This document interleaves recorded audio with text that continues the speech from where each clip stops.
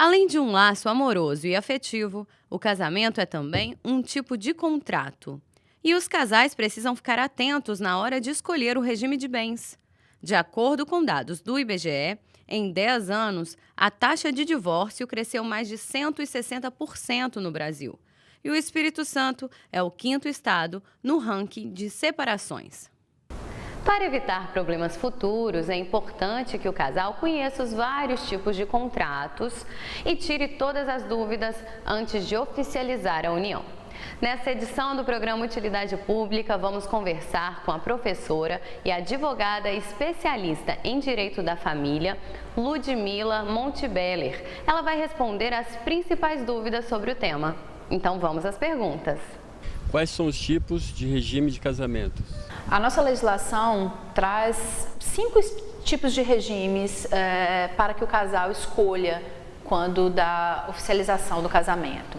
São eles a comunhão parcial de bens, onde o casal comunica todo o patrimônio que adquiriu durante o casamento, ou seja, todo o patrimônio que foi construído num eventual divórcio, ele vai ser dividido entre o casal. O regime da comunhão universal de bens, onde todo o patrimônio que o casal já tinha e o que eles adquirirem na constância do casamento serão também partilháveis, serão comunicáveis entre eles. Os regimes da separação obrigatória de bens, onde a própria lei determina que não haverá nenhuma participação de patrimônio do casal, né? Cada um vai possuir seu patrimônio particular. E o regime da separação convencional de bens, onde também não há comunicação de patrimônio, porém, neste regime não é a lei que obriga essa incomunicabilidade, sim o casal que decide, né, que o patrimônio não seja comunicado. Há um quinto regime, pouco conhecido pela população, que é o chamado regime de participação final nos aquestos. Nesse regime, durante o casamento, o patrimônio do casal, ele também é particular, cada um tem o seu patrimônio. Só haverá uma divisão se houver um eventual divórcio. Aí, então, o casal partilhará o patrimônio que eles adquirirem durante o casamento. Na comunhão universal de bens, até as dívidas são compartilhadas? Pois é, na comunhão universal de bens, se as dívidas forem contraídas durante o casamento, há sim uma comunicação desse patrimônio, né? Porque o patrimônio, como ele é comum, tanto os créditos como os débitos também são comuns. O que não se partilha na comunhão universal são as dívidas que o cônjuge possuía antes de casar, tá? Ele só vai trazer para o casamento, na comunhão universal, dívidas que porventura foram feitas antes do casamento, mas em prol do casamento. Por exemplo, uma dívida que foi adquirida antes do casamento, mas para a compra do imóvel que o casal vai residir. E no caso do regime de separação total de bens, se a esposa morrer, o marido tem direito à herança? Na separação total de bens, não há participação do patrimônio de um do outro.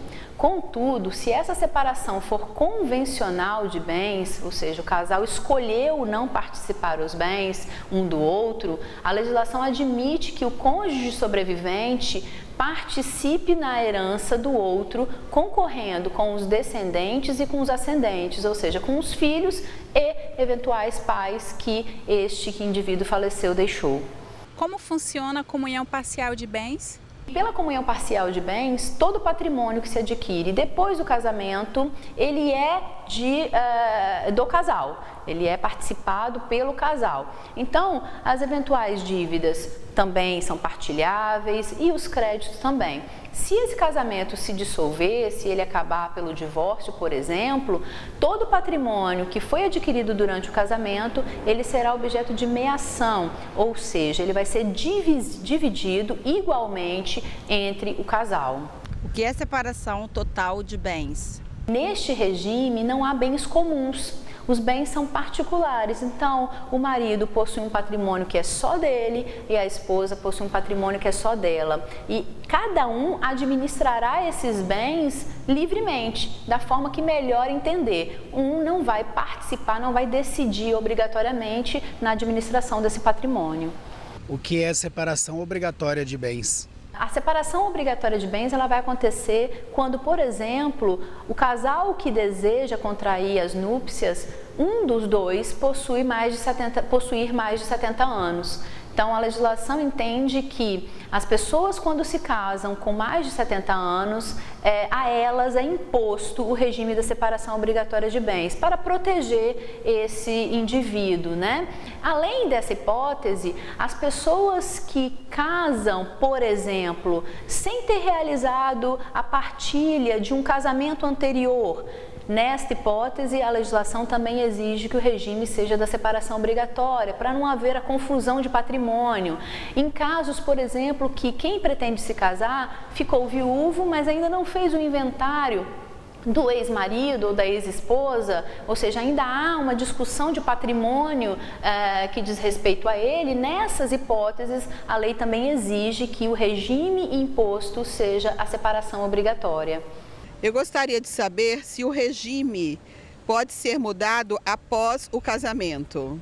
É possível sim. A nossa legislação admite a alteração do regime de bens, mas essa alteração ela vai necessitar que seja realizada o requerimento pelo casal, e esse requerimento ele deve apresentar a motivação, a justificativa pela qual o casal deseja alterar o regime de bens. E essa alteração ela não vai ser feita pela mesma via que utilizamos para o casamento, ou seja, o cartório onde celebra o casamento, ele não tem autorização para alterar o regime de bens. Essa solicitação tem que ser feita pela via judicial, onde o juiz analise o requerimento do casal e verifique, inclusive, se a alteração do regime não trará nenhum prejuízo para nenhum terceiro, porque a alteração do regime vai impactar na participação de patrimônio que um tem na vida do outro, e isso pode gerar, inclusive, a impossibilidade de pagamento de alguma dívida.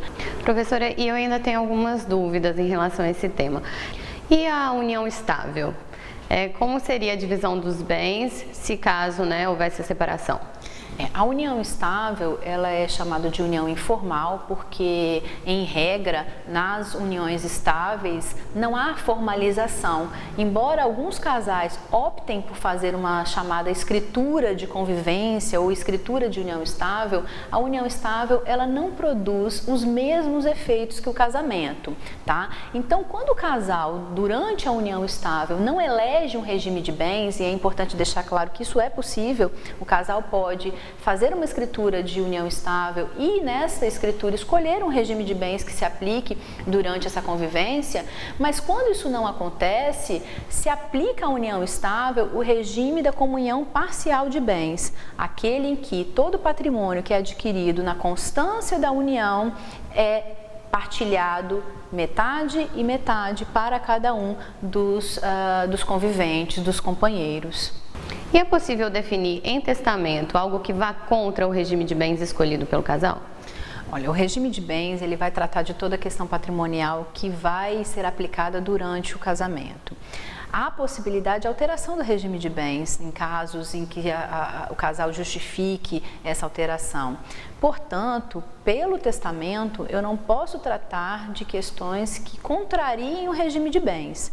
O que é possível no testamento é dispor de patrimônio que é particular do indivíduo. Então, a depender do regime de bens, por exemplo, no regime da comunhão universal de bens, de todo o patrimônio do casal, cada um possui a metade.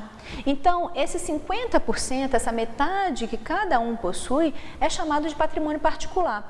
Com esse patrimônio particular, por testamento, o casal pode dispor da forma que melhor lhe aprouver. Então, cada um dispõe por testamento desse patrimônio do jeito que quiser. Ok, professora, muito obrigada por todas as explicações, por tirar nossas dúvidas. Eu que agradeço.